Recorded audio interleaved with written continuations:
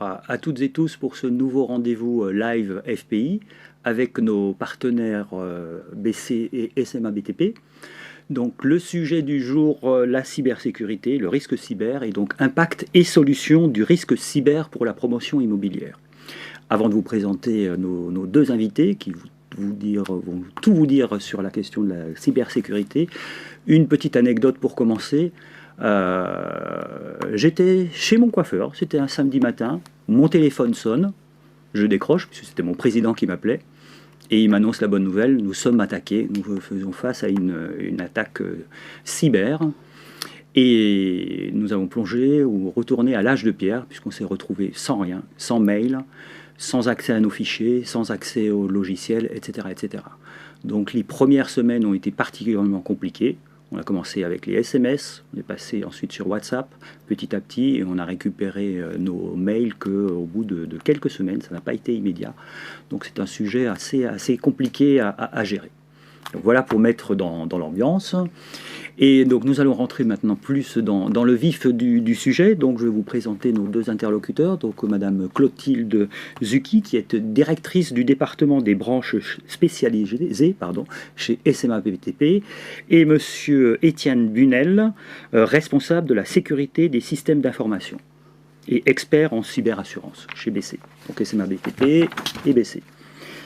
Donc, nous allons commencer avec vous, Clotilde, sur un point d'étape sur la menace cyber en 2022-2023. Alors, comme vous l'avez indiqué par votre illustration et anecdote en propos liminaire, la menace cyber est effectivement toujours très importante, très prégnante. Et il faut avoir bien en tête que, en termes de cyberattaque, l'objectif des attaquants ou des hackers est toujours un gain financier, de l'espionnage ou de la déstabilisation. Donc, qui peut être en fait à plusieurs niveaux. Il y a des niveaux étatiques, il y a des niveaux d'entreprise. Et en fait, l'objectif pour nous, ça va être de voir comment l'un impacte l'autre et en quoi les entreprises sont concernées. Donc, en 2023, on a toujours des moyens techniques qui sont mis en œuvre et de façon très importante. Globalement, en termes de pure technique, et Étienne fera le lien parce que c'est lui notre expert en technologie, on a assez peu d'évolution d'éléments techniques. On est en fait sur les mêmes moyens utilisés par l'ensemble des hackers. Par contre, on a une fréquence d'attaque qui devient beaucoup plus importante et qui croît d'année en année.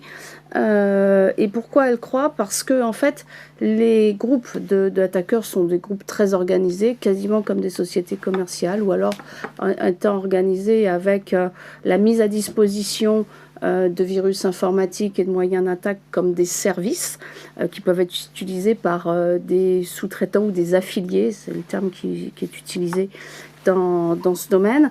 Et ce qui fait que ça rend une certaine technologie d'attaque, une puissance d'attaque facilement accessible pour des gens mal intentionnés, et ce qui explique cette augmentation de fréquence.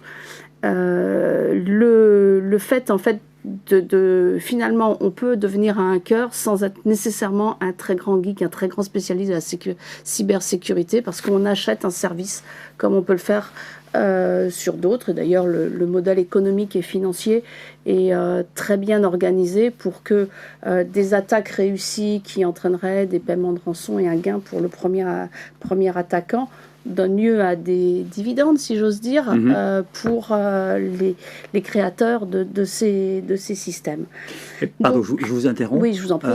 Puisque vous parliez un petit peu d'industrialisation, je suppose qu'avec l'émergence ou la montée en puissance de l'intelligence artificielle, ça va être encore plus dangereux, massif. Alors, ça peut être encore plus massif. C'est des éléments qu'on n'a pas encore bien mesurés, mais l'intérêt, c'est d'avoir des moyens finalement d'attaque automatique et automatisée. Ce sont beaucoup de robots informatiques, de robots qui fonctionnent seuls pour essayer de voir où est-ce qu'il y a des failles, scanner l'ensemble des systèmes branchés sur Internet pour le voir. Et effectivement, la partie intelligence artificielle est une difficulté. On parle même, quelquefois, il y a des choses qu'on n'a pas encore mesurées, comme le fait que ChatGPT puisse vous illustrez et vous montrez quelles sont les failles dans quel système informatique, ça laisse des portes ouvertes pour les informaticiens qui font peur, hein, qui sont un peu, mais on va trouver les moyens d'y remédier.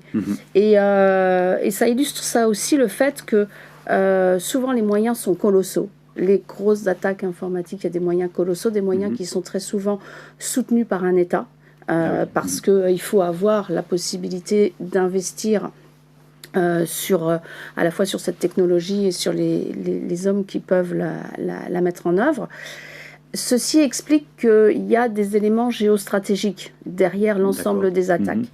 On a des exemples de multiplication d'attaques, d'ailleurs de façon assez cyclique, à la suite du conflit russo-ukrainien qui nous touche maintenant de plus près. On a vu qu'en 2022, début de l'ouverture, si j'ose dire, de ce conflit, il y a eu un petit peu moins d'attaques parce que les cyberattaquants ont été concentrés. Il y avait un certain nombre de groupes plutôt russes qui ont été concentrés sur cette problématique physique, géopolitique immédiate.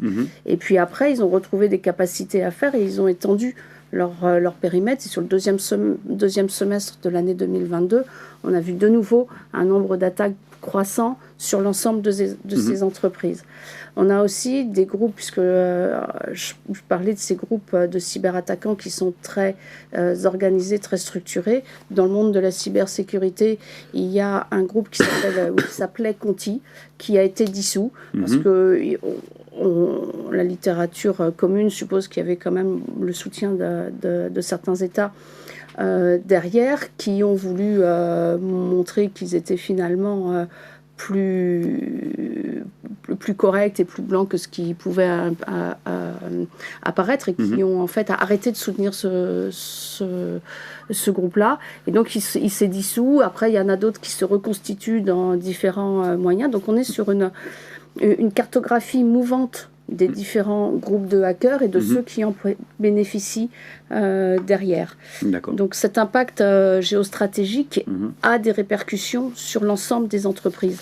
Et en fait, c'est ça qui est intéressant de noter, et de ne pas considérer que parce que je suis une entreprise d'importance locale, je ne serai pas concernée ou je n'aurai pas des répercussions indirectes de l'ensemble de ces éléments-là. Et en fait, c'est un peu la difficulté des entreprises, c'est qu'à la fois, elles vont subir les éléments indirects des enjeux géostratégiques, des volontés d'avoir des gains financiers importants, et parce qu'il faut quand même savoir qu'à l'heure actuelle, les cyberattaques et l'industrie des cyberattaquants, c'est ce qu'il y a de plus rentable dans les affaires mafieuses.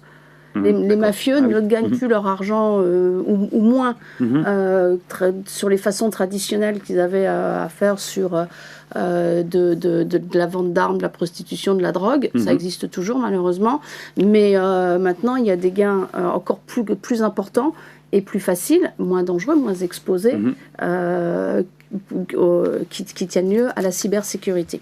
Donc ils ont vraiment une approche coût-bénéfice ou avantage-risque. Exactement. Le risque est moindre et le retour sur investissement peut être vraiment intéressant. Oui, c'est tout à fait. Tout à fait, c'est comme ça. Et donc du coup, on a vu que sur l'ensemble de l'année 2022, les entreprises qui ont été victimes de rançon logicielle sont à hauteur de 40% des PME et des ETI.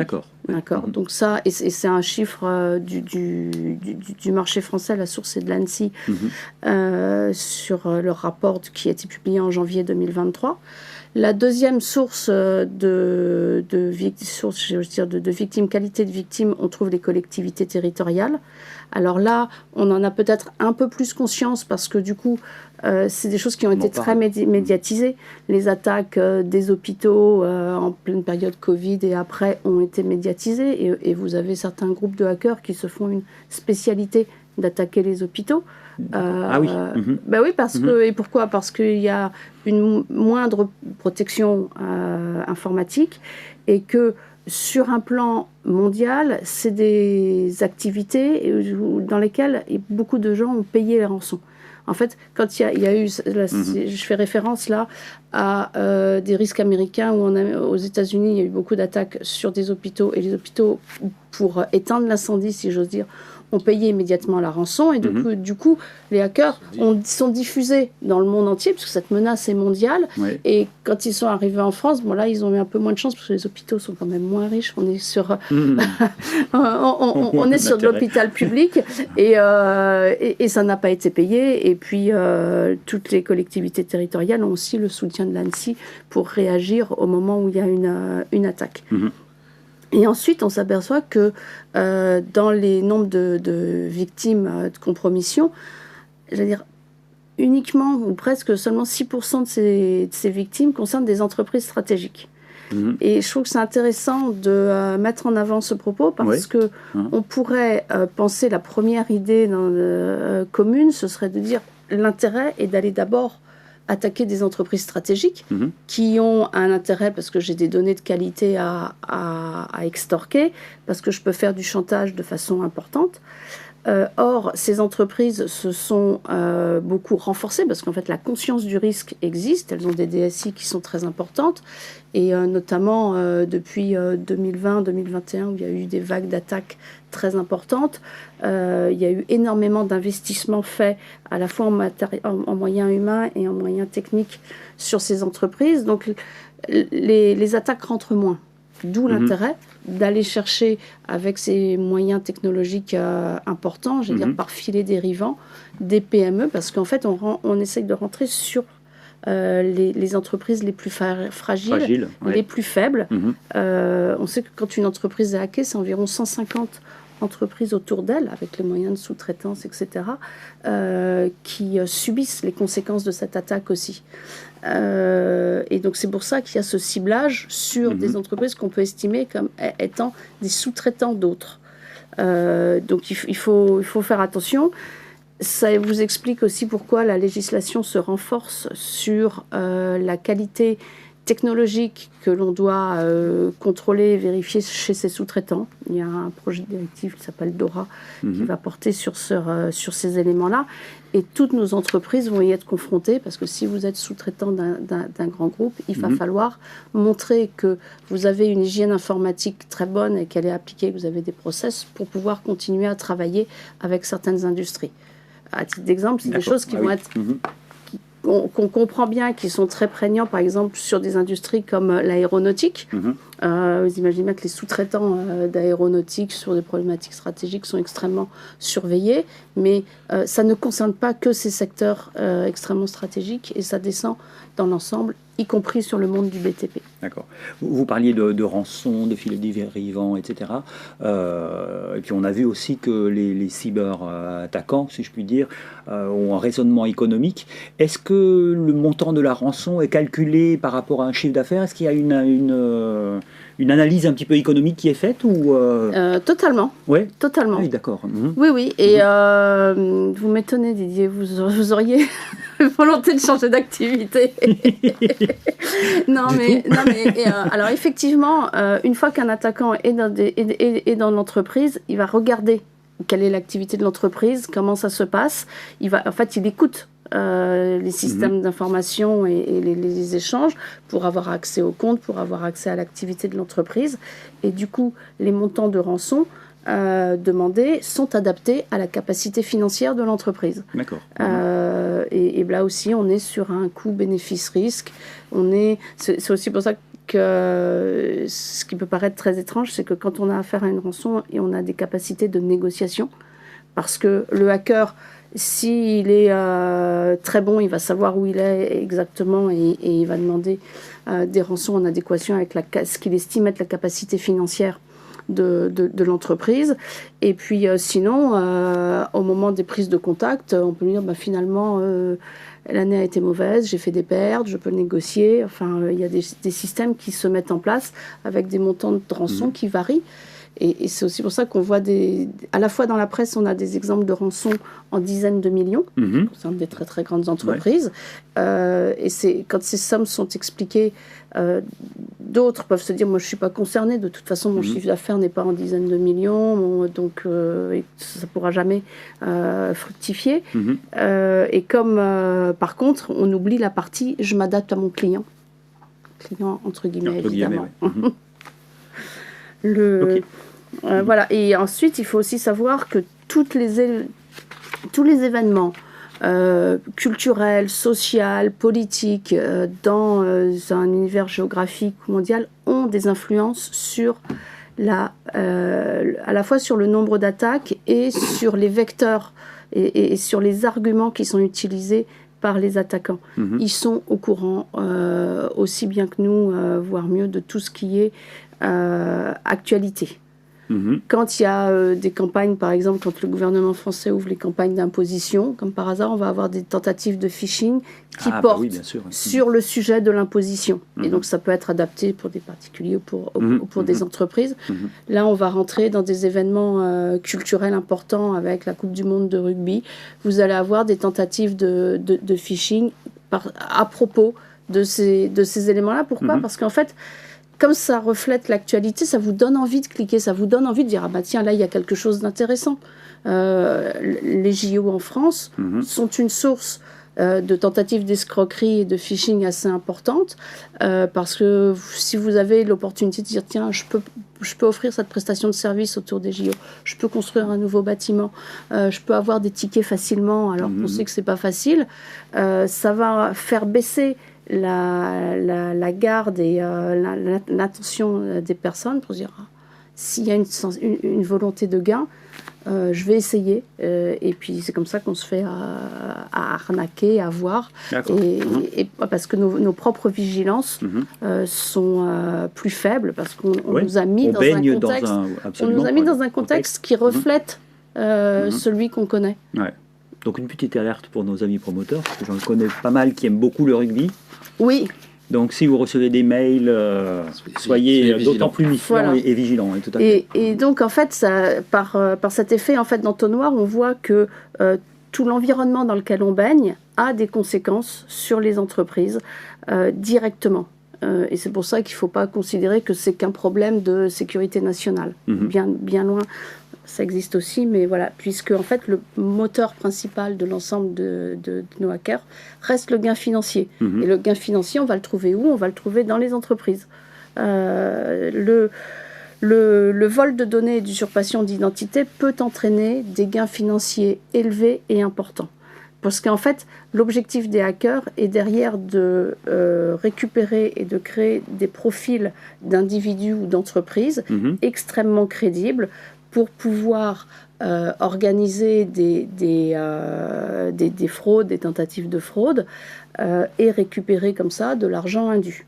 En fait, on estime que le vol de données dans une entreprise représente 35% des attaques réussies. Et l'usurpation d'identité derrière, ça représente 33% de ces attaques. Donc on a déjà là une très grosse moitié de l'ensemble des attaques dont l'objectif c'est du vol de données et de l'usurpation d'identité pour pouvoir se créer des profils vraisemblables et avoir derrière un gain financier. Ce qui fait que quand une entreprise est hackée, elle doit aussi vérifier s'il y a un certain nombre de données qui ont été sorties. Le fait qu'il y ait une intrusion dans les systèmes d'information d'une entreprise, dans un premier temps, elle peut ne pas le voir et se dire « j'en ai pas de conséquences, je continue à travailler de la même façon ». Bon d'accord, il y a des gens qui sont venus écouter, qui ont pris des fichiers, et en fait les conséquences, on les voit plusieurs jours, plusieurs semaines, plusieurs mois après, avec des vrais profils qu'on va retrouver dans ce qu'on appelle le deep ou le hard web. Pour aller dans cette tendance-là, ce qui est un peu prévu dans l'évolution notamment des ransomware et autres, c'est que finalement les hackers vont arrêter de chiffrer, d'immobiliser le système d'information, parce qu'on s'aperçoit qu'effectivement les gens payent pas forcément et qu'ils se débrouillent avec l'ANSSI ou avec d'autres, avec leur société de services, et que ça embête tout le monde et c'est médiatisé, donc ils sont visibles. Et donc à l'inverse, ils vont plutôt, utiliser les mêmes outils, mais pas immobiliser le système. Par contre, voler de l'information et faire du chantage, on va dire, à la divulgation de ces informations-là. Et de dire, donc sur des informations personnelles qui peuvent être sensibles, on parle du monde de la santé, on parle même du monde de la promotion immobilière avec des choses qui peuvent être très personnelles, de fiches de salaire ou d'imposition, aller faire chanter la société pour dire, si vous ne me payez pas X, je divulgue ça à tout le monde ou à vos partenaires, et du coup la question de payer la rançon, elle devient un petit peu différente, de dire je vais récupérer mon système que je sais pouvoir peut-être récupérer par ailleurs avec mes sauvegardes, avec l'intervention des experts techniques. Donc c'est vrai que ça évolue aussi dans cette idée-là, encore une fois pour gagner de l'argent, enfin ça reste le moteur essentiel des gens qui font ces ransomware. Oui, tout à fait. Et du coup, on a vu dans ce cadre-là que même le monde du BTP, qui pendant longtemps s'est cru protégé, pourquoi ? Parce qu'une grande partie de l'activité reste très physique, il faut continuer à bâtir les ouvrages.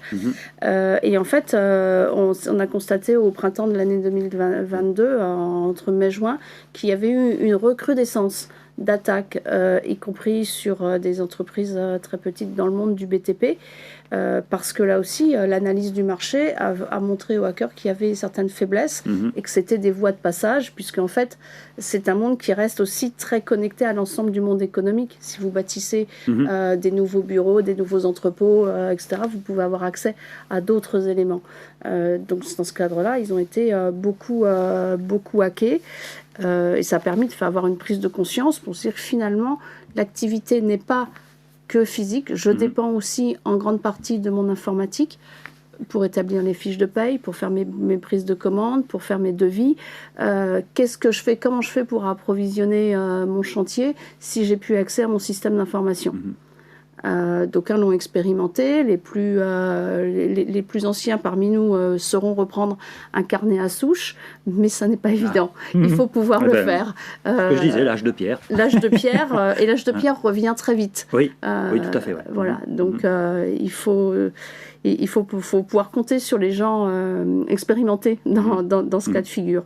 Et effectivement, la problématique pour l'ensemble des promoteurs et des entreprises de BTP, c'est de pouvoir assurer, au-delà des activités pratiques, j'organise mon chantier, je le paye, c'est aussi pouvoir garder les plans, la sécurité, la confidentialité des plans, de pouvoir avoir des carnets d'entretien du bâtiment qui restent fiables et qui soient utiles pour l'ensemble des utilisateurs, ce qui vous illustre bien que le monde des promoteurs est concerné par des problématiques de cyber, et il est concerné notamment. Alors pour ceux qui vont travailler ou travailleront un jour sur le BIM, il n'est peut-être pas aussi développé que ce qu'on espérait, que ce qu'on pensait dans les prochaines années, mais ce mode d'impact de travail collaboratif va entraîner aussi un besoin de sécurisation plus importante des plateformes, et les promoteurs ils sont concernés. Et ensuite, j'estime qu'ils sont concernés de par la qualité des données personnelles détenues. Un promoteur, quand il vend un ouvrage, une part d'ouvrage, a des informations précises, à jour, sur l'ensemble des acquéreurs. Non seulement l'état civil, mais l'état de revenus, les capacités financières, etc. Et là, c'est une source qui intéresse beaucoup les hackers, parce qu'on a un vrai profil à jour. D'accord. J'ai beaucoup de questions, mais bon, le temps tourne, donc je vais passer la parole à Étienne sur la partie, donc un peu le focus de l'impact du risque cyber pour les promoteurs immobiliers. Oui, alors effectivement, l'idée c'est d'essayer de vous raconter un petit peu comment se passent ces attaques ou ce sinistre cyber, et surtout vu du système d'information. Donc je vous ai mis un petit graphique que je vais commenter assez rapidement. L'idée, ça représente finalement là, sous l'angle disponibilité du système d'information, le système à 100% qui est l'étage haut, avec donc des gens qui font une intrusion, qui arrivent à rentrer dans le système, qui vont se propager, regarder un petit peu ce qu'on évoquait, collecter un peu d'informations, savoir de qui on parle, de comment ils sont structurés, essayer de prendre le maximum de contrôle sur le système d'information en étant entre guillemets sous les radars sans se faire détecter. Et puis à un instant T, l'attaque va se déclencher, hein, ce que vous évoquiez tout à l'heure sur le samedi matin chez le coiffeur. Voilà, à un moment donné, le hacker va appuyer sur le bouton, on va dire ça comme ça, et tout d'un coup, une partie ou tout le système d'information se retrouve indisponible. En général, c'est des technos de chiffrement qui font que les systèmes s'arrêtent parce qu'ils ne peuvent plus travailler, ils ne peuvent plus tourner. Et donc, à un moment donné, l'alerte va monter dans la DSI ou au niveau du RSSI s'il existe, et de se dire, à un moment donné, il faut qu'on coupe tout parce qu'on ne sait pas ce qui se passe, il faut qu'on maîtrise la chose et éventuellement essayer de limiter l'impact qui tentait qu'on ne soit pas encore arrivé à une situation un peu catastrophique. Donc à ce moment-là, forcément, le système d'information s'arrête. Donc on descend tout en bas, 0. Et ce qu'il va falloir commencer à penser, c'est comprendre ce qui s'est passé. Et notamment savoir, un des éléments un peu clés, c'est de savoir par où c'est rentré, parce qu'il faudrait éviter que ça se reproduise, mais surtout depuis quand ils sont là, parce que c'est ça qui va dimensionner ou qui va, donner la date à laquelle on peut imaginer sereinement restaurer les sauvegardes, par exemple. À un moment donné, si je veux redémarrer, il faut que je reparte de mes sauvegardes, pour autant qu'elles n'aient pas été chiffrées ou supprimées, mais quand ? Si je repars des sauvegardes de la veille, il y a des chances que le hacker était déjà là et que du coup, au bout de 2 jours, ils reprennent la main dessus et on recommence. Donc il y a cette partie d'investigation qui peut prendre du temps parce que en fonction des systèmes, c'est variable, mais ça prend quand même du temps de comprendre ce qui s'est passé en fonction des outils qui sont disponibles, des traces qui sont disponibles et du système. Ça peut prendre 5, 10, 15 jours d'investigation. Alors en général, on commence à reconstruire un peu, mais on attend de savoir effectivement quelle sera la date à laquelle on peut imaginer restaurer les systèmes. Et puis on va restaurer le socle technique, l'infrastructure, on va restaurer les applications les plus critiques, les applications un peu moins critiques, et on va revenir à la normale au bout d'un certain temps. Vous évoquiez quelques semaines, ça peut être quelques mois, ça peut être assez variable en fonction de la taille de l'entreprise, de son système, de ses activités. Et du coup, par rapport à ça, ce qui est intéressant de regarder, au-delà de la partie purement technique que j'évoque là, mais ça permet de comprendre derrière l'interrogation ou les questions qu'il faut se poser, on l'a déjà un petit peu évoqué, mais de se dire finalement, quand j'ai plus mon système d'information, quand tout est arrêté, quel est l'impact sur mon métier ? Qu'est-ce que je peux continuer à faire ? Qu'est-ce que je ne peux plus faire ? Qu'est-ce que je peux faire peut-être en mode dégradé ? Et donc c'est toute la réflexion idéalement qu'il faudrait avoir avant le sinistre, de se préparer à cette éventualité-là, et de se dire c'est quoi mes applications critiques ? Si j'ai un ordre à mettre, dans quel ordre je redémarre ? Est-ce que c'est la messagerie en premier ? Est-ce que c'est mon ERP ? Est-ce que c'est mon BIM si j'ai un BIM qui existe par là ?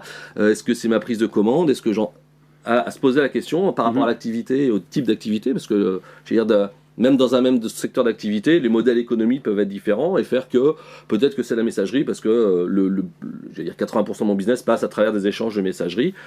Donc voilà, se poser ces questions-là et puis essayer de se projeter en se disant si je repars de zéro, il me faut combien de temps pour redémarrer, pour que je dimensionne un peu la conséquence que ça va pouvoir avoir sur mon métier. Et donc si on reparle d'indisponibilité sur le SI, on l'a évoqué un petit peu tout à l'heure, forcément les échanges entre les différents acteurs vont être compliqués, on l'évoquait, on revient au papier crayon, alors peut-être pas au courrier postal quand même, mais SMS, des choses détournées WhatsApp qui peuvent présenter d'autres problèmes par ailleurs, et donc du coup si ça a été correctement anticipé, on a assez facilement des moyens de dégrader, vous évoquiez le SMS ou des messageries diverses et variées qu'on peut avoir anticipées, des messageries de secours qui sont dormantes et qu'on activera le jour où j'ai un problème par exemple, c'est des choses qu'on peut imaginer en amont. Donc je dirais que l'impact, on peut arriver à le gérer assez facilement. Les données partagées, si elles sont par nature partagées, ça veut dire que je dois pouvoir demander à mes interlocuteurs de me redonner des plans, de me redonner des choses qu'on se partage et qu'ils ont eux de leur côté. Donc je peux reconstituer une partie de l'information. Pour autant, c'est pas neutre, ça, je l'aurai pas sous la main. Je vais forcément perdre en efficacité, prendre du retard, faire un certain nombre de difficultés. Sur les aspects de commercialisation, si je sais plus ce que je commercialise, si mon site en ligne qui vend mes appartements ou mes constructions est plus disponible, probablement que ça va m'enlever un peu de capacité à commercialiser. Bon, si on fait une petite analyse rapide, on imagine que ça sera probablement plutôt du décalage, c'est-à-dire qu'on va, au lieu de le vendre à l'instant T où le système n'est pas dispo, on le vendra peut-être que dans un mois ou deux quand on aura retrouvé un niveau de système d'information correct. Mais bon, pour autant, ça peut aussi induire des problèmes de trésorerie, des problèmes de ce type-là. Et puis dans l'organisation des projets, parce que ça reste quand même le cœur de la promotion immobilière, d'être quelque part le chef d'orchestre, l'architecte d'un certain nombre de contributeurs et de partenaires pour faire en sorte que tout ça arrive à l'objectif. Le risque, c'est si tout est informatisé, ce qui est le cas quand même dans pas mal d'endroits, de plus avoir les échéances critiques de échéances administratives, de dépôt de permis, des échéances d'appel de fonds, des échéances de, enfin bref, tout ce qui cadence quelque part le projet. Si on en rate une ou deux, ça peut avoir des impacts derrière, soit de retard, soit carrément de dire ça peut éventuellement imaginer jusqu'à remettre en cause le projet. Donc tout ça, c'est effectivement des choses intéressantes à anticiper, à avoir en tête, à prendre conscience, pour se dire que le jour où mon système d'information s'arrête, il va falloir que je travaille autrement. D'accord. Et potentiellement pendant un certain temps. Alors, je dirais pas qu'à chaque fois c'est 6 mois, mais en tout cas, ça sera pas 2 heures, quoi. Enfin, sur un sinistre majeur, c'est, aujourd'hui, j'ai rarement vu de sinistre majeur qui redémarre en moins d'une semaine. Hein. Je veux dire, c'est vraiment qu'ils ont touché la surface haute et qu'on a trouvé assez vite la source et qu'on a circonscrit le sinistre assez rapidement et qu'on a refait ce qu'il fallait pour redémarrer vite. Mais voilà, les durées sur des sinistres majeurs sont quand même beaucoup plus longues que ça. En fait, ce que je trouve très intéressant dans les propos d'Étienne, c'est que ça montre le fait qu'au-delà de l'aspect technique, architecture informatique et outils qui sont mis en place, on est sur un problème de gestion de crise. D'une crise particulière et qui doit être mise en œuvre et intégrée dans l'ensemble de la réflexion de l'organisation de l'entreprise et de ces éléments de gestion de crise. Comment je fais pour repartir, pour refonctionner, quels sont mes éléments critiques, etc. Il faut peut-être dédramatiser l'aspect risque technologique, risque informatique, en se disant j'ai d'abord un problème d'organisation, de gestion d'un risque, comment je gère le risque, et derrière il y a évidemment beaucoup d'outils et de connaissances technologiques, mais qui viennent en plus, en renfort, et il faut bien, c'est aussi pour ça que tous nos chefs d'entreprise sont concernés au premier chef, parce que c'est de la gestion de crise. Avant tout. Et après, ils peuvent s'entourer de tous les prestataires qu'il faut pour pouvoir mettre en place ces éléments un peu plus techno. Et l'assurance sera là pour les aider, on en reparlera tout à l'heure. Voilà, tout à fait. Autre impact sur là j'évoquais l'indisponibilité du système d'information, donc j'ai plus de système, comment je travaille. Autre impact qu'on a commencé à évoquer aussi un petit peu tout à l'heure avec Clotilde, c'est le sujet de la donnée. Alors sous 2 angles. Un, la perte de données, parce que j'allais dire on l'a vécu, pas à titre personnel, mais on l'a vu en tout cas dans les événements qui se sont passés. La probabilité de perdre de la donnée, elle est jamais totalement nulle.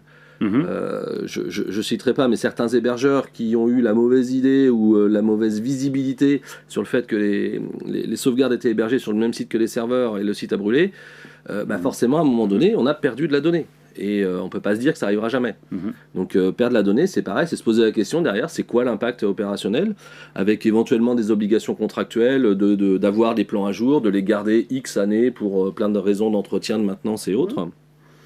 Générer du retard parce qu'à un moment donné, j'allais dire aussi bien financièrement qu'en termes de délai, s'il faut reconstituer de la donnée, pour autant qu'on l'ait sous une forme à côté, ressaisir, redessiner des plans, ressaisir de la donnée administrative, ça prend du temps, ça prend de l'argent et ça a forcément un impact sur l'activité de l'entreprise. Donc ces pertes de données, on l'évoquait notamment, alors en interne, j'allais dire les sauvegardes sont là pour ça, mais j'allais dire en fonction des systèmes, on s'aperçoit que les hackers connaissent bien les systèmes de sauvegarde, savent aller chercher les sauvegardes, savent soit les supprimer, soit les chiffrer pour les rendre inopérantes. Et effectivement, ça interroge aussi sur le paiement de la rançon, pas forcément pour que le système redémarre, mais juste pour que je récupère ma donnée et que j'évite de tout ressaisir ou de repartir de zéro en termes de données de gestion, parce que forcément, ça va avoir un coût et un délai. Juste une petite question. Est-ce que ça veut dire, je reviens sur cette question de paiement de la rançon, est-ce que ça veut dire que les cyberhackers ont quand même un peu une certaine éthique, c'est-à-dire que vous payez la rançon et ils vous redonnent leurs données? Je suppose qu'on a quand même un risque très élevé de payer pour rien. Oui, oui. Hein, on est bien d'accord. C'est clairement pas une garantie à 100%. C'est-à-dire que déjà par défaut, la préconisation de tout le monde, que ce soit les autorités, que ce soit les assureurs, que ce soit même les experts techniques, c'est ne payez pas la rançon. Ne payez pas. Aucune garantie de récupérer. Même des gens qui ont payé, on leur a envoyé une clé pour déchiffrer la donnée qui n'était pas la bonne, donc du coup je peux pas en faire grand chose. On s'est aperçu que après avoir payé, en fait les gens sont partis sans rien dire, et puis comme c'est quand même très très évanescent tout ça, on parle de Bitcoin, on parle de choses qui sont difficiles à suivre, on a payé mais on n'a rien eu. Donc faut pas se dire que en payant la rançon, hop, c'est une baguette magique, tout va revenir. Voilà. Ils ont une éthique effectivement assez limitée globalement. Et un peu de provoque. En fait, dans 40% des cas, on ne récupère pas de clé de déchiffrement ou pas une clé intégrale qui permet de récupérer l'ensemble. C'est aussi une des raisons pour lesquelles on conseille de jamais payer la rançon. Parce que, en plus, ces problématiques d'éthique dépendent aussi d'éthique toujours entre guillemets, dépendent aussi de l'organisation du hacker. Oui. Si vous avez affaire au créateur, j'allais dire à la tête de réseau, qui a créé un virus extrêmement puissant en visant une entreprise particulière, éventuellement, il connaît ses clés de décryptage, etc.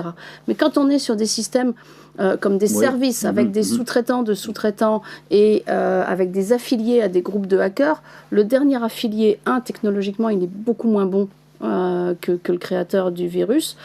Et de deux, lui, son objectif, c'est de récupérer de l'argent et de disparaître de la nature. Jamais il donnera des demi-clés de chiffrement et qui ne fonctionnent pas. C'est un exemple qu'on a déjà vécu en termes de sinistre. Si on parle toujours de la donnée, et pareil, on en a un petit peu évoqué tout à l'heure, la fuite de données, c'est clairement quelque chose qui, je le disais tout à l'heure, au niveau des ransomware, et le deuxième niveau, j'allais dire, de chantage, de diffusion de données sensibles. Donc on a évoqué le côté données personnelles, effectivement, avec des données qui sont plus que le nom, le prénom, l'adresse email. Dans le monde de la promotion immobilière, on a besoin d'un peu plus que ça. Donc ça veut dire forcément c'est un vivier de données intéressant pour les hackers, pour aller récupérer des choses qui vont permettre d'être encore plus crédibles. Alors soit pour revendre sur le darknet à d'autres qui vont en faire usage, soit eux-mêmes pour aller, j'allais dire, hameçonner ou j'allais dire faire un phishing qui soit le plus adapté à la personne qu'ils vont cibler. Et j'allais dire, on imagine un peu du coup, par exemple, et c'est j'allais dire, à l'insu de leur plein gré, des promoteurs immobiliers qui pourraient être quelque part le cheval de Troie par lequel je vais récupérer de l'information sur quelqu'un d'autre qui n'a rien à voir avec le monde de la promotion, et qui est un des clients, et du coup attaquer, voilà. Donc cette espèce de supply chain, entre guillemets, d'enchaînement, de rebond, qui fait que ça peut être aussi l'objectif d'un hacker qui irait voir un promoteur immobilier parce qu'il sait que la cible finale qu'il a, il a acheté un appartement, c'est chez cette personne-là, il va peut-être pouvoir trouver de la donnée intéressante pour aller dans un second temps chez la cible finale qu'il a. Au-delà de ces données RGPD, je pense que même dans vos métiers aujourd'hui, dans les métiers de la promotion immobilière, il y a des choses qui peuvent, j'allais dire, être problématiques si elles viennent à être diffusées publiquement ou à l'écosystème dans lequel vous êtes. Les projets immobiliers, je suis pas sûr qu'au moment de leur gestation initiale, de prévoir de la stratégie, de est-ce que je vais acheter tel terrain, tout ça, je pense qu'il y a un côté confidentiel à la chose pour éviter que tout le monde se mette sur les mêmes terrains ou sur les mêmes projets. Et forcément, si cette donnée-là, elle fuite soit dans l'écosystème, soit même publiquement, je pense que l'impact, alors il va être difficile à chiffrer financièrement, mais pour autant il n'est pas nul, quoi. Et d'un point de vue métier, là on va avoir des vraies difficultés. Pareil, les données financières sur le coût d'un projet, sur les marges, sur les devis que peuvent faire les différents artisans, architectes ou autres, ces données-là, je suis pas sûr qu'on ait envie de les voir, j'allais dire, publiées sur la place publique et disponibles à tout le monde. Donc il y a aussi ce sujet-là qui est moins facile, j'allais dire, à percevoir en termes d'impact parce que c'est rarement directement financier. Au bémol du RGPD, si on se fait avoir, on va avoir les 4% potentiels d'amende de la part de la CNIL, mais pour autant, c'est intéressant d'avoir cette réflexion-là, d'en être conscient, parce que le jour où il y a un sinistre, certes, on va être embêté si le système est arrêté, mais il faudra aussi se poser la question des autres impacts au-delà de l'indisponibilité du système. Et puis ce que j'évoquais un tout petit peu sous l'angle, j'allais dire fuite de données, mais qui est aussi valable, je pense, sous l'angle technique, c'est que dans le métier de la promotion immobilière, il y a quand même cette idée d'être interconnecté, d'interagir en tout cas avec un certain nombre d'acteurs, et de se dire qu'à un moment donné, si moi mon SI est hacké et qu'il a des liens avec le SI d'un architecte, d'un gros constructeur, du monde du BTP, que sais-je, le risque qu'il soit passé par moi pour aller, j'allais dire, attaquer un grand de la construction ou une cible plus grosse, il n'est pas nul, et qu'à un moment donné, il y a aussi, j'allais dire, cette prise de conscience qu'on est un maillon d'une chaîne, et que même si on n'est pas nous visé directement, ça peut être un peu plus loin, la porte d'entrée pour aller plus loin, on va dire. D'accord. Donc il y a aussi ces sujets-là, et du coup, on va dire responsabilité civile, si on parle un peu d'assurance, mais qui sont aussi des sujets qui peuvent être des conséquences, on va dire, des sinistres sur le système d'information. Très bien, ok. Je repasse à vous, Clotilde, sur le transfert du risque cyber sur le marché de l'assurance. Alors, c'est un transfert qui existe et qui est possible, oui. D'accord. On a vu qu'il fallait commencer par organiser sa cybersécurité, et les assureurs ont répondu en fait à l'ensemble de ce risque cyber par un produit spécifique dédié. On n'a pas souhaité, pour différentes raisons techniques et d'évolution de marché, couvrir les risques cyber au travers de contrats qui existaient déjà. Parce qu'en fait, l'idée est de pouvoir mettre au sein d'un contrat dédié l'ensemble des problématiques que peuvent rencontrer les entreprises autour de la gestion des données qu'elles détiennent et autour de la gestion de leur système d'information. C'est comme ça que sont arrivés des contrats cyber. Et ces contrats, sur l'ensemble du marché, ont toujours 3 volets qui sont d'égale importance. Mais j'en mettrai quand même un en premier, en priorité. C'est la partie réponse à incident. Je suis une entreprise un samedi matin, puisque c'est notre exemple du jour. On constate que tout est bloqué, on ne peut plus travailler. Outre le fait d'ouvrir une partie de gestion de crise, j'ai un incident informatique. Comment je fais pour y répondre? Et dans l'ensemble de nos contrats, nous mettons à disposition des assurés un prestataire de services informatiques en capacité de répondre à cette crise-là. C'est un point qui est important parce que ce sont des spécialistes informatiques, spécialistes de la cyberattaque, et donc qui connaissent toutes les dernières modes, toutes les nouvelles technologies, etc. et qui ont la possibilité d'aider l'entreprise, quelle que soit l'organisation de l'entreprise, quelle que soit l'importance de son informatique, l'importance des entreprises qui ont des grosses DSI, qui ont des directeurs des systèmes d'informatique, qui ont des responsables des systèmes d'information, sont aussi ravis de pouvoir être épaulés le jour de la crise par des prestataires comme ça de réponse à incident, parce que d'abord ça leur donne une vision technique complémentaire de ce qu'ils peuvent avoir, parce qu'on est quand même sur des métiers qui évoluent beaucoup. Et puis, ça permet de recentrer le problème sur la gestion de crise, sur les bonnes actions, et de faire tomber la pression à tout le monde. Le samedi matin, quand le président appelle, le cœur doit monter un peu beaucoup. La pression monte. La pression monte, et ce qui est normal, quoi. Là, on a connu des exemples de cyberattaques, de sinistres. Sur des toutes petites entreprises ou sur des très grosses, le niveau de stress, il est le même pour tout le monde. Et pour prolonger le propos, je pense que c'est effectivement une DSI, peu importe, j'allais dire, le niveau d'expertise et de connaissance qu'elle a de son SI, elle n'a pas l'habitude de gérer, enfin, c'est pas son quotidien de gérer des sinistres informatiques. Donc, l'appui, on va dire, de gens qui font ça malheureusement presque à longueur de journée, enfin malheureusement pour les systèmes d'information, c'est leur business, mais c'est forcément quelque chose qui est aussi rassurant en se disant c'est des gens, ils ont l'habitude de faire ça, ils voient ça toutes les semaines, tous les jours, tous les mois, et donc ils vont m'aider à prendre la chose dans le bon sens. Exactement. Et avoir les bons réflexes qui sont encore une fois pas le métier quotidien d'un DSI ou d'un RSSI. Quoi. Voilà. Oui, c'est vrai, et donc c'est pour ça qu'il faut que les entreprises se disent, même si j'ai un prestataire ou j'ai un DSI qui est très bon, ça n'est pas leur mettre en cause que d'avoir au sein d'un contrat d'assurance l'accès à ce prestataire de réponse à incident. Donc, je le confirme, enfin, je reviens à mon exemple, on avait plusieurs prestataires à nos côtés dans le cadre d'une assurance, et c'est fondamental. On a eu même un prestataire qui est allé voir sur le dark web pour voir justement s'il y a eu des fuites de données ou pas. Et comme j'étais chez un bailleur social, c'était important puisqu'on avait 90 000 logements, donc ça fait au moins 90 000 fois 2 sans doute de données personnelles qui étaient susceptibles d'être ensuite revendues comme vous l'avez expliqué tout à l'heure. Exactement, voilà. Et donc pour revenir à notre contrat d'assurance, derrière il y a deux aspects qui prennent aussi en compte les problématiques connues par les entreprises. C'est les dommages subis par l'entreprise. Il faut remettre en état mon système d'information. Il faut notifier aux personnes physiques que potentiellement des données sont parties, donc il y a des relations à avoir avec la CNIL, il peut y avoir des frais de communication, il faut recréer les fichiers informatiques. Donc tous ces frais-là sont pris en charge sur l'ensemble de ce volet perte subie par l'entreprise qui va jusqu'à la partie perte d'exploitation, puisque pendant qu'on ne peut pas travailler, il y a des pertes d'exploitation qui peuvent s'accumuler. Donc la perte d'exploitation liée, directement liée à un incident informatique, est bien couverte au titre du contrat sur les mêmes montants de capitaux. On peut avoir, selon les contrats, selon les assureurs, des options détournement de fonds, puisqu'en fait, un des objectifs des hackers est un gain financier, donc de détourner de l'argent. Donc on a des mécanismes de fraude. En pure technique assurance, la fraude, ça n'est pas une cyberattaque, mais c'est une des conséquences. D'accord. Et Donc, on va donner... La fraude au président, on a vu ça aussi dans le monde de la promotion, ça ne rentre pas complètement dans le risque cyber.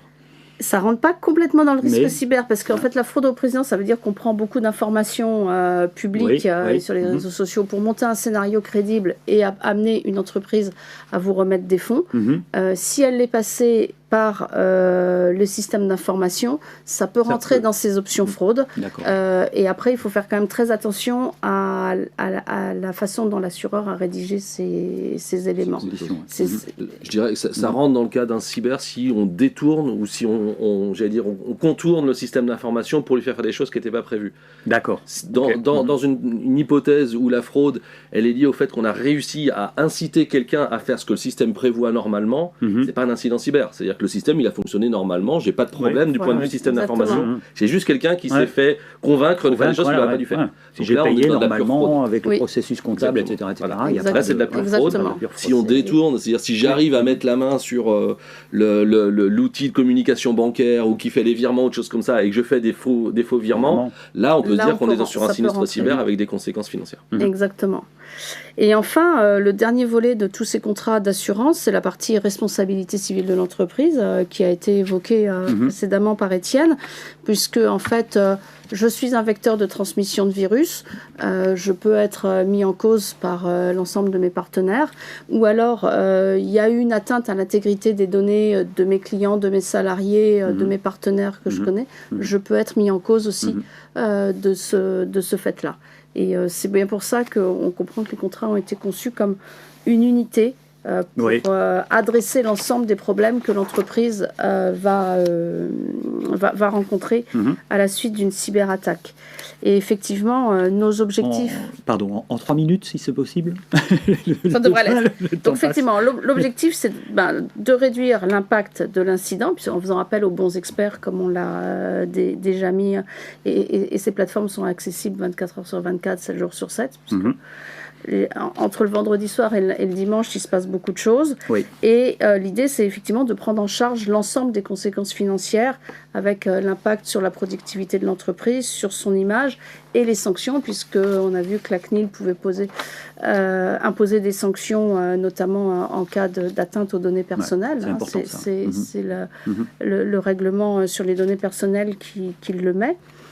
Et ensuite, on a peut-être intérêt à faire un petit focus sur les critères de souscription.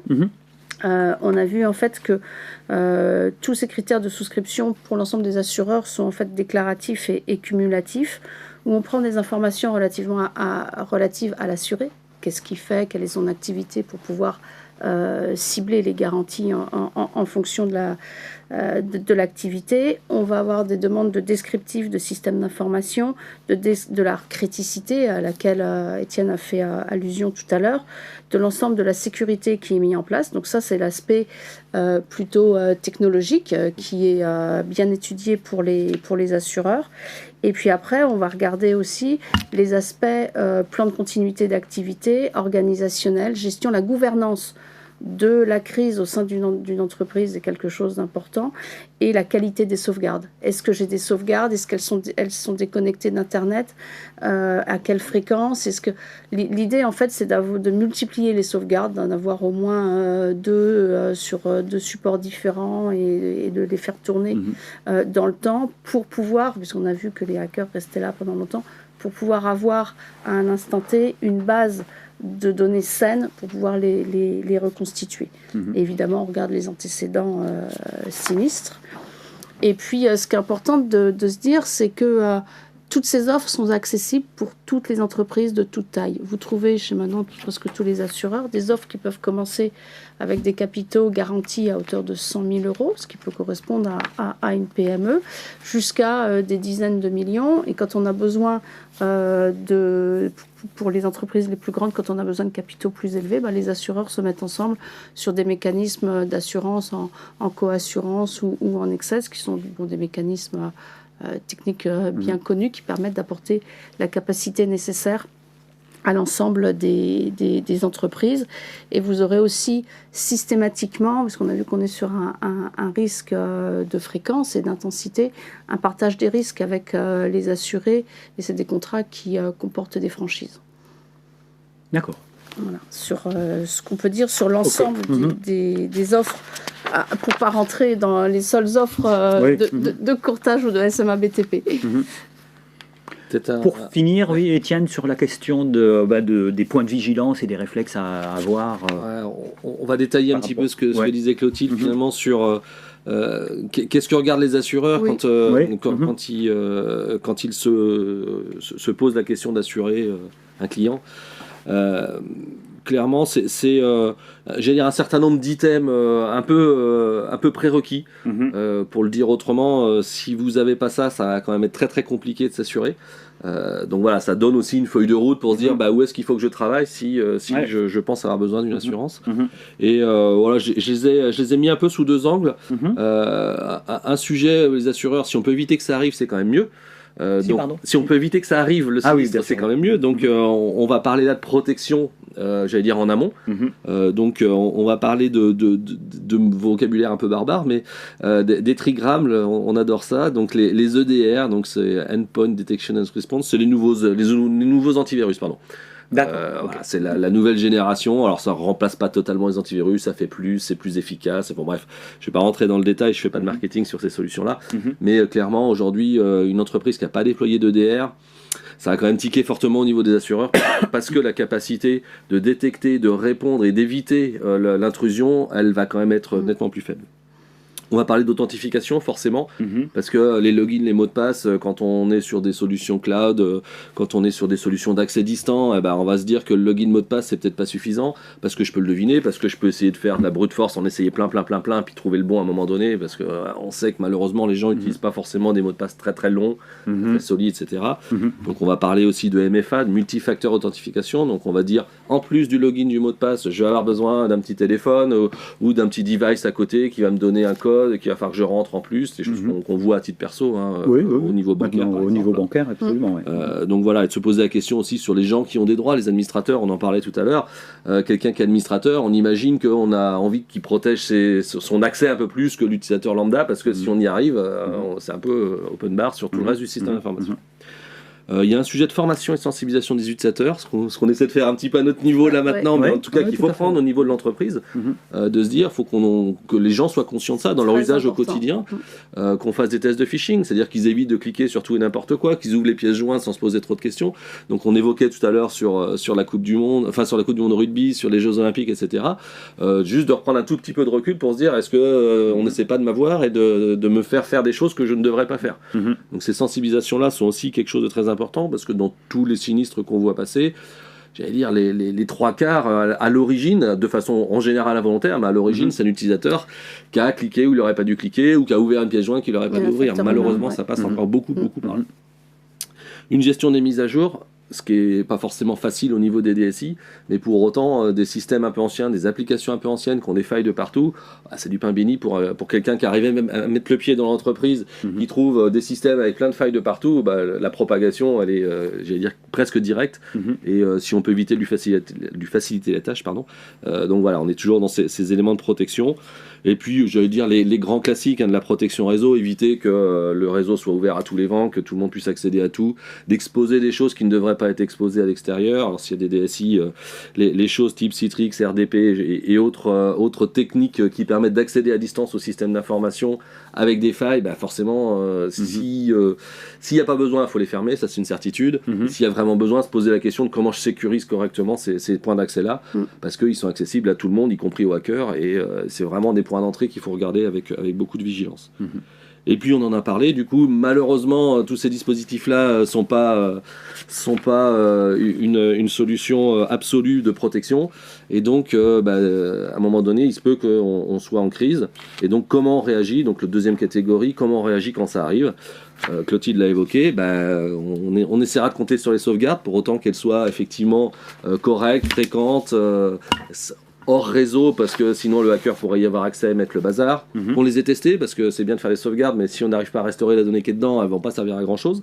Donc voilà, tous ces sujets-là, c'est des sujets sur lesquels les assureurs vont regarder de près.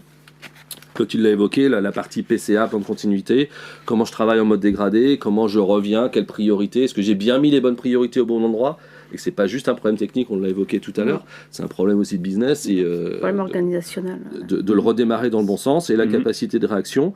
Alors encore un petit trigramme qui apparaît là, le SOC, donc des gens en fait, donc Security Operations Center, des gens qui vont en permanence regarder tout ce qui se passe en termes d'événements de sécurité sur le système d'information et être capable de lever l'alerte en disant tiens, il se passe quelque chose de bizarre, regardez donc s'il n'y a pas quelque chose, et éviter de le découvrir 3 mois après, quoi.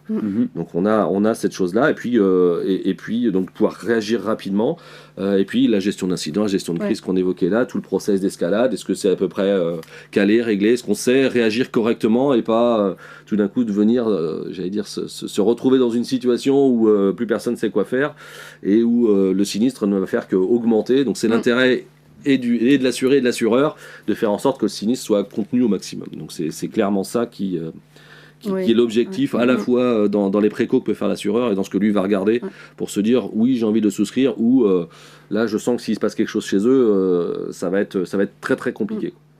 Et puis dernier petit sujet qui est pas totalement déployé entre guillemets chez tous les assureurs, mais il y en a un certain nombre quand même qui regardent ce que j'ai qualifié d'attractivité externe. Donc c'est du security rating ou du rating cyber. L'idée grosso modo c'est je vais prendre une image, de passer dans la rue, de regarder la maison, à quoi elle ressemble, est-ce qu'elle a des barreaux aux fenêtres, est-ce qu'elle a du barbelé, ou au contraire, est-ce que la porte est ouverte, les fenêtres sont en carton, et que du coup, je peux rentrer facilement. Et quand je dis attractivité, c'est un peu l'idée, c'est un hacker qui va venir commencer à gratter un peu la surface de ce qui est visible depuis Internet sur votre système, et ce qui va se dire, oh là, c'est bien configuré, il n'y a pas grand chose à aller gratter, je vais passer au suivant. Et c'est en partie ce qu'on cherche, c'est que s'il peut aller voir à côté plutôt que chez moi, ou au contraire, est-ce que, oh là, il y a des trucs bizarres, des trucs qui sont, je vais gratter un peu, et si je gratte bien, enfin, sur les gens qui veulent y mettre un peu de temps, ils vont réussir à rentrer, enfin, faut pas se voiler la face non plus. Donc voilà, l'idée c'est aussi de se dire, est-ce qu'en première approche, j'ai quelque chose vu de l'extérieur qui a l'air à peu près propre, ou est-ce que ça va donner envie aux hackers d'aller gratter, d'aller venir un peu plus chez moi que chez le voisin. Donc voilà, c'est des choses qui sont faites de façon outillée, qui donnent une note, alors soit une note sur 1000, soit une note avec une lettre A, B, C, D, E, F. Et c'est un élément que les assureurs prennent en compte pour se dire, voilà, est-ce que vu de l'extérieur, c'est quelque chose qui a l'air d'avoir un bon niveau de maturité sécurité, ou au contraire, est-ce que c'est une catastrophe et qu'il y a peut-être quelques coups de tournevis à mettre avant qu'on vienne voir le risque d'un peu plus près. Oui, ça peut être ça peut être un indicateur qui est utilisé dans certaines tailles d'entreprises, parce que plus les entreprises sont importantes, plus l'architecture informatique est complexe, et il faut quand même qu'on puisse la comprendre et regarder. Et ce qui est très important en fait à l'heure actuelle, c'est finalement ce couple technologie-humain, et comment l'entreprise s'est organisée sur ces éléments-là, puisque la seule technologie ne sera pas suffisante, parce qu'on est sur une course à l'armement, malheureusement, et c'est l'histoire traditionnelle des gendarmes et des voleurs, où certains vont beaucoup plus vite que d'autres entre les méthodes d'attaque et la protection. En revanche, si une entreprise a un couple technologie humain qui fonctionne bien, parce qu'ils ont réfléchi à la question et mis en place des plans de sécurité, et ont derrière des informaticiens qui sont à l'observation de ce qui se passe sur les réseaux. On arrive comme ça à limiter grandement la crise, et donc limiter les temps d'arrêt des entreprises et les conséquences que ça peut avoir. Ce rating, c'est des agences spécialisées, c'est pas l'assureur qui le fait. Non, c'est une structure, l'assureur passe par un prestataire. Donc, il y a quelques Américains et quelques Français aussi qui font ce genre de service, effectivement, pour donner un éclairage. Faut pas dire que c'est l'alpha et l'oméga de la sécurité, parce que ça reste une vision externe. Oui. Ça, directement, ça va pas voir à l'intérieur comment est sécurisé le SI. Par contre, ça prend une hypothèse qui me semble-t-il fait sens, c'est de se dire si c'est nickel à l'extérieur, ça va pas être minable à l'intérieur, et si c'est minable à l'extérieur, ça va pas être nickel à l'intérieur. Donc ça éclaire le risque, ça donne une idée, ça complète, on va dire, la vision que peut en avoir l'assureur. Le reste étant, comme Clotilde l'a dit, plutôt sous forme déclarative de questionnaires qu'il faut remplir pour que l'assureur se fasse une idée de son risque et du niveau de maturité sécurité qu'il va garantir quelque part. Oui, ce qui est important, en fait, c'est d'avoir un bon niveau de dialogue avec son assureur, parce que ça veut dire qu'il a compris et l'activité et l'informatique liée à cette activité, et c'est comme ça qu'on a les meilleures souscriptions, que ce soit intermédiaire ou pas, on a cette possibilité. Clairement, parce que les questionnaires ont quand même cette limite que pour la plupart, je réponds oui ou non. Et en fait, en discutant un peu, dans 99% des cas, la réponse, elle est ni oui ni non, elle est à peu près au milieu, quoi. Oui. Donc ça, tant qu'on n'a pas eu cet échange de comprendre, de discuter, c'est vrai que juste faire oui ou non, des fois, c'est presque pile ou face, parce que, en fait, comme je suis au milieu, est-ce que je réponds plutôt oui, plutôt non Voilà, et si personne ne se parle, enfin, si les assurés ou les futurs assurés ne parlent pas avec les assureurs, c'est vrai que ça peut mener à des mauvaises compréhensions. Il a dit non, je réponds pas, quoi, je code pas le risque. Alors qu'en fait, ça peut être un peu plus subtil que ça. Donc effectivement, un gros intérêt à échanger avec les assureurs pour que tout le monde se comprenne bien et tout le monde ait une bonne vision partagée du risque. Parfait. Écoutez, je vais me risquer, puisqu'il est 10 heures pile, je vais me risquer à une conclusion, j'espère que je ne vais pas tomber à côté, mais en vous écoutant, je me disais que la meilleure assurance est celle qu'on n'utilisait pas.